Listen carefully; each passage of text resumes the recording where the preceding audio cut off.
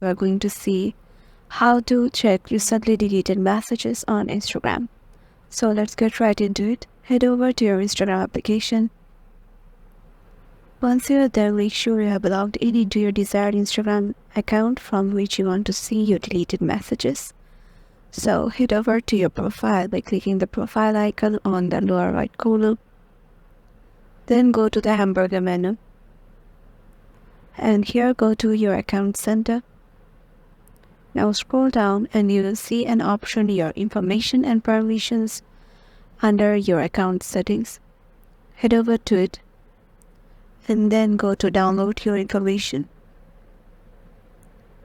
And here you just need to click on download or transfer information. Once you do it, you will get a file of your information, and there will be your deleted messages too. So you just have to download it, and once you open it, you'll get your deleted messages. And this is how you can do it. Hope this video will help you out, and make sure to give it a thumbs up and subscribe to our channel. And we'll see you in the next one.